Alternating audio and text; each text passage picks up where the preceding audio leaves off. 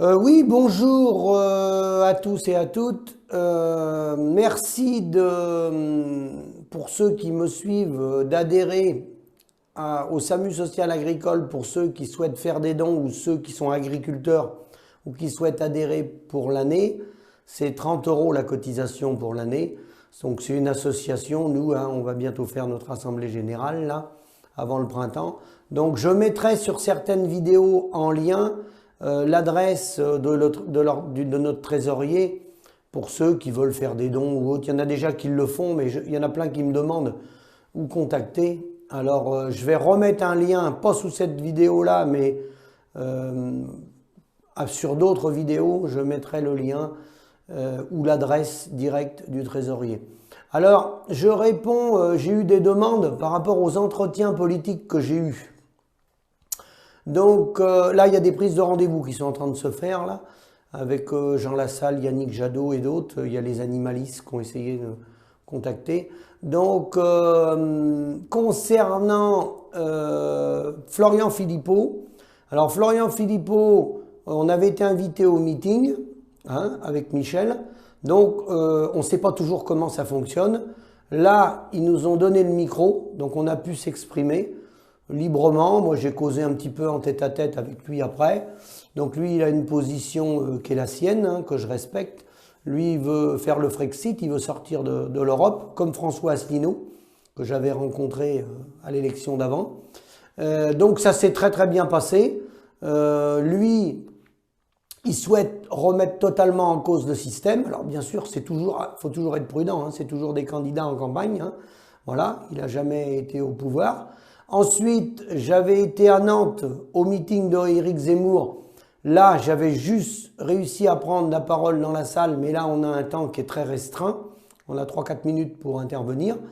Par contre, pour Éric Zemmour, j'ai été invité dans un groupe d'agriculteurs, il y a eu une réunion en petit comité et là on a pu échanger. C'est également la même chose avec Jean-Luc Mélenchon, il y a eu un petit comité avec des syndicats de salariés qui m'avaient invité et j'ai pu discuter en direct, prendre la parole pendant la réunion où est venu Jean-Luc Mélenchon. Et discuter en tête-à-tête avec lui pendant, on arrive à avoir environ 10 minutes, 10-12 minutes, un quart d'heure, voilà. Donc moi, comment ça se passe? Alors pour l'instant, c'est des candidats qui n'ont pas été au pouvoir, voilà. Donc les candidats, moi je reste concentré, parce qu'on a peu de temps quand c'est comme ça. Donc moi je vais à l'essentiel. Pour moi l'essentiel, c'est la disparition des agriculteurs, ça tout le monde le sait, principalement des éleveurs. C'est une catastrophe dans les campagnes, donc je leur rappelle quelques chiffres très rapides. 834 € le salaire mensuel moyen des paysans sur l'ensemble de la ferme France. Donc c'est dire la catastrophe, parce que là-dedans il y a les champenois et tout ça. Un peu plus de 200 000 € d'endettement moyen. Et puis bien sûr, on nous a rentré dans un système où on est totalement perfusé par le régime de la sécurité sociale depuis 1962. Certains ont le RSA, certains ont la prime d'activité. Ce qui fait que quand on comptabilise tout, il y a environ 15%, maximum 15% des agriculteurs sur toute la ferme France. Je parle de la vigne tout confondu. Il n'y en a pas plus de 15%, même moins, qui vivent que de l'agriculture. Je m'exprime, je précise, quand je dis que de l'agriculture, c'est-à-dire sans salaire extérieur et sans subvention. Et dans le mot subvention, je mets la PAC, que j'appelle la prime pour l'emploi. C'est-à-dire que sans la PAC, on a peut-être 12-13% des gens qui sont capables de vivre, quoi. Parce que même les viticulteurs sont subventionnés pour les plantations et pour la rénovation des caves. Donc c'est dire que si on enlève toutes les subventions, c'est un schéma qui ne tient pas debout. Alors là, comme j'ai très peu de temps avec eux, avec M. Zemmour, ça s'est très bien passé, comme avec M. Mélenchon et Philippot, identiques les trois, ils ont bien compris mon message. Moi, je fais très court, je vais à l'essentiel. Pourquoi on n'est pas rémunéré? Pourquoi on en est arrivé là? Pourquoi il y a 2 suicides par jour? Eh bien, tout simplement parce que le rapport de force est totalement déséquilibré, c'est-à-dire que le système économique qui a été choisi à partir du GATT de 1947, où ils ont refusé des systèmes moins ultralibéral type la charte de la Havane, qui était proposée par 53 pays à l'époque, qui étaient les non-alignés, qui suivaient ni le modèle communiste soviétique, ni le modèle américain. Il y avait un entre-deux. Cet entre-deux, il s'exprime aujourd'hui dans un certain nombre de pays, à une certaine mesure, hein, parce que c'est jamais du 100% et du parfait. Il y a un modèle qui fonctionne au Canada, qui est la gestion de l'offre. Alors, il avait été aidé par les politiques, hein, parce que les paysans tout seuls, c'est très très difficile, comme les paysans sont énormément divisés entre eux, puisqu'on est des indépendants, au lieu de se regrouper, on se divise. Donc, c'est le Premier ministre de l'époque, le père de Justin Trudeau, qui avait mis en place la politique de l'offre, qui fonctionne pour le lait, pour les œufs. Donc, il y a le Canada. Donc, il était au courant, que ça soit M. Mélenchon ou Zemmour, que ça fonctionnait comme ça. Ils connaissent pas forcément tous les détails, mais ils savent que ça existe. Hein, c'est une gestion des importations et des exportations. Ça veut pas dire fermer les frontières, mais ça veut dire protéger au minimum son agriculture. C'est le cas au Japon. M. Zemmour m'a relevé l'exemple du Japon, ce qui est vrai, un peu en Israël et un peu en Suisse. Donc, moi, je vais sur ce schéma-là, force de proposition, un modèle type modèle canadien qu'on peut aménager. À la française ou à l'européenne, il peut toujours s'aménager. Mais pourquoi ce modèle-là? Pourquoi je vais directement, pour moi, à l'essentiel? Parce que sinon, on peut toujours passer notre temps, comme on le fait, moi je le fais dans plein de vidéos, de dénoncer, puis on se plaint qu'on ne gagne pas notre vie, mais on peut se plaindre encore pendant 50 ans. Le modèle économique tel qu'il a été constitué, la libre circulation des biens, des hommes, des marchandises, des capitaux à travers le monde, sans aucune régulation, hein, de gestion des volumes, eh ben ça crée 4 centrales d'achat, comme vous connaissez, qui ont une puissance absolue. M. Zemmour m'a relevé ce problème-là, le problème des centrales d'achat. Alors, il a fait des propositions, si un jour il est élu, pour démanteler ce monopole, et la puissance de l'agroalimentaire, qui est la même, qui est équivalente, voire plus fort au niveau mondial. Donc, nous, par rapport à ça, comme eux, les traités de libre-échange et ce modèle économique leur permet de nous mettre en compétition entre nous, les paysans, entre nous à l'intérieur d'un territoire et entre nous au niveau européen et au niveau mondial, ben, on n'a aucune chance de fonctionner. Ça ne peut pas fonctionner, il ne peut pas nous rester de valeur ajoutée. C'est la raison pour laquelle, vous remarquerez, que tous ceux qui vendent au détail ou dans les circuits courts, même si je n'ai pas dit que c'était facile, ceux-là, ils échappent à cet oligopole de la transformation et de la distribution. Ceux qui vendent en direct, généralement, vivent mieux. Alors après, c'est pas toujours simple, ça dépend des productions, mais on le voit bien à travers les chiffres. Parce que toutes les productions qui ressortent du lot, toutes les fermes qui réussissent mieux, c'est des fermes qui transforment, qui vendent au détail. Donc là, j'apprends rien en disant ça. Donc, ce schéma-là économique, eh bien, il est parti des années du GATT. C'est un système ultralibéral validé à l'époque par les Anglais, par les Américains et d'autres, hein, qui a un concept très simple. C'est de dire, aux États-Unis, il n'y aura plus que 2 constructeurs de voitures, en gros, hein, je schématise. Et à partir de là, ils sont en situation d'oligopole, les industriels, comme nous, en lait ou en viande bovine, à travers le groupe Bigard ou le groupe LDC. Et les politiques sont pour ces modèles-là. Pourquoi ils sont pour ces modèles-là? Ils sont pour ces modèles-là parce qu'au niveau alimentaire, ils veulent pas que le peuple, comme le modèle économique, appauvrit une partie de la population relativement importante. Dans tous les États membres, hein, de l'Union européenne, il y a beaucoup de gens autour du SMIC et il y en a, suivant les pays, de 3 à 12 millions en dessous le SMIC. Hein, des travailleurs précaires, etc., des petites retraites, etc. Donc, ils sont main dans la main avec l'agroalimentaire pour produire une alimentation à pas cher. Après, on peut faire du haut de gamme pour les gens qui ont les moyens. Ça, c'est pas un problème, ça s'appelle des niches.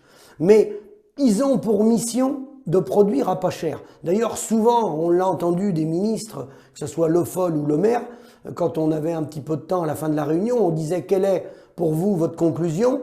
Ils disaient « C'est de la nourriture à pas cher. » Donc, quand il avait dit ça, il avait tout dit. Donc, il donnait l'arme à l'agroalimentaire pour nous étrangler. Parce que de la nourriture à pas cher, ça veut dire que nous, eh bien, faut nous compresser, tout le monde prend sa marge et nous, on n'a rien. Donc, faut revenir à une gestion de l'offre pour éviter déjà de faire des volumes. Parce que là, on nous fait faire des volumes, on nous fait produire sans savoir s'il y a les débouchés en face. Donc, ils font exprès de nous faire produire plus 1 ou 2% ou 3-4% plus que les besoins. C'est le cas dans la filière bio en lait, mais c'est le cas partout. Donc, ce modèle-là ne fonctionne pas. Alors moi, je reste concentré là-dessus, les quelques minutes que j'ai, et je leur explique qu'il faudrait se baser sur un modèle type le modèle canadien, qui a sûrement quelques défauts, hein, mais qui est quand même meilleur que le nôtre. Parce que là, ce système de concentration, comme on a chez nous en France, hein, vous le voyez bien, il y a quelques acteurs, on n'a plus que quelques acheteurs, hein, c'est eux qui nous mettent la pression dans les fermes, et la contractualisation, bah, si vous voulez, la contractualisation, c'est du vent. Dans la mesure où vous pouvez faire votre contrat, ça, il n'y a pas de problème, ça vient en viande bovine. On peut faire notre contrat et puis remplir notre document, mais l'animal, il va rester dans la ferme. Parce que de toute façon, l'abattoir ne voudra pas payer le prix qu'on va mettre sur le papier, donc le commerçant en bestiaux, il va laisser l'animal dans la ferme. Donc en tournant rond, j'ajoute que ce système-là d'oligopole de la transformation et de la grande distribution, ça en plus, ça tient sous tutelle les sous-traitants. C'est le schéma américain qui a été créé après-guerre avec les grands groupes industriels de l'automobile et autres, et les groupes IBM en informatique et autres, c'est qu'à un moment donné, les gens qui travaillent en dessous pour eux, hein, eh bien volontairement, ils créent soit des pénuries, soit ils forcent sur les prix, ils tirent les prix vers le bas, hein, et ils arrivent à racheter les gens qui ont des sociétés en dessous eux. D'où le mouvement permanent des coopératives ou des structures privées ou semi-privées industrielles. Des fois, certains nous disent « Ouais, mais t'as vu, là-bas, il y a une entreprise qui a fait faillite. » Bien sûr que ça fait partie du jeu, parce qu'ils se rajettent entre eux. Hein. Ils se rajettent entre eux, et souvent, ils mettent à mal les petites PME, par moment, qui travaillent en dessous eux, qui travaillent pour eux, en sous-traitance, et ça permet de les racheter pour l'euro symbolique ou le dollar symbolique. C'est le fonctionnement du modèle capitaliste, de toute façon. Donc, soit, moi je leur dis, soit on va vers une autre voie, le modèle communiste, bon, personne n'en veut parce qu'il n'a pas fonctionné. Le modèle ultra-capitaliste, bah, on voit ce qu'il donne, hein. Il y a 2 paysans par jour qui se suicident, hein, alors que nous, on nourrit le peuple. Il y a plus de 20 millions de paysans indiens, plus de 20 millions, qui se sont suicidés. Donc, moi, je pense que le système canadien est un système sur lequel on peut s'inspirer et on peut copier. On peut copier sur ce modèle-là et peut-être l'aménager. Parce que le Canada, c'est pas la France, c'est pas la Belgique, c'est pas l'Europe. Il fonctionne avec le dollar canadien, le ratio de la monnaie est à peine la même que l'euro, mais on peut faire quelque chose. On a des solutions. Simplement, là, tous les candidats que j'ai rencontrés, eh ben, faut qu'il y ait une volonté politique. Si un jour ils sont élus, s'ils changent pas les choses, eh ben, comme dirait mon ami Denis, on prend les mêmes et on recommence.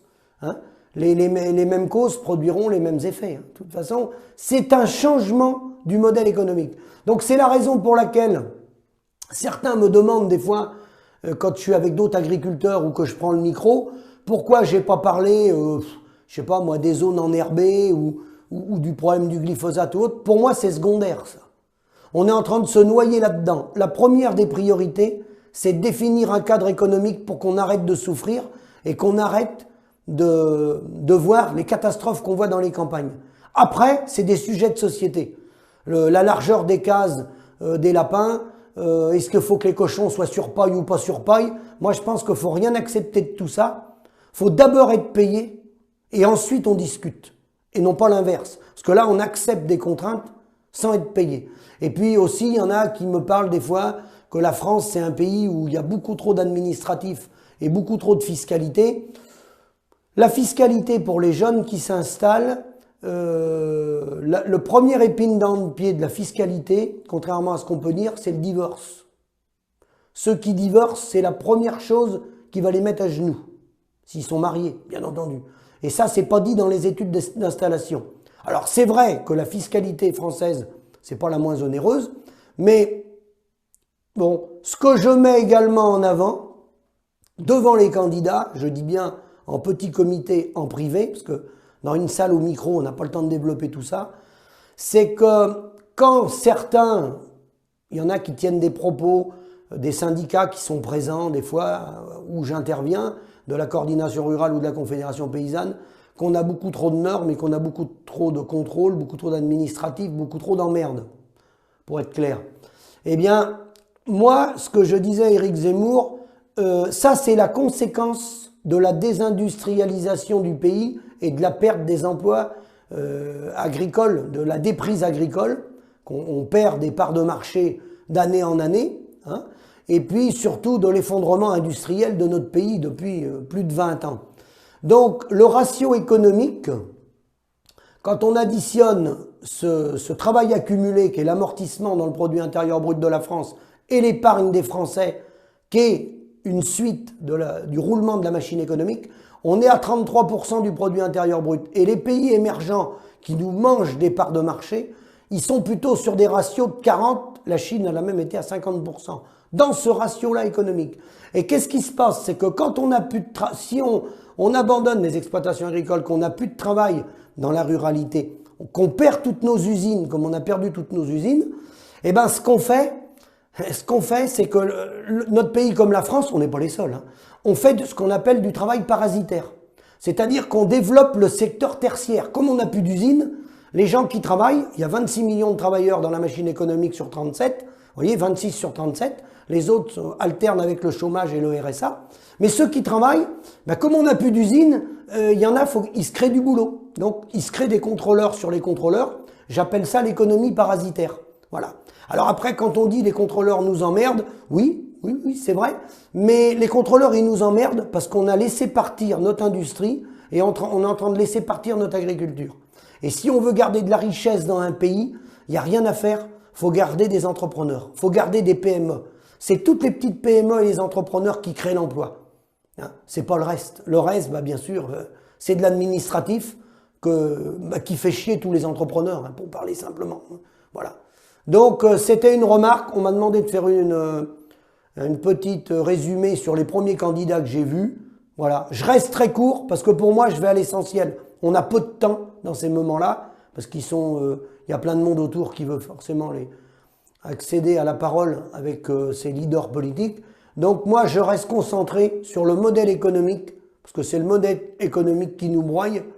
C'est pas, voilà, je reste pas dans des détails qui pour moi ont peu d'importance.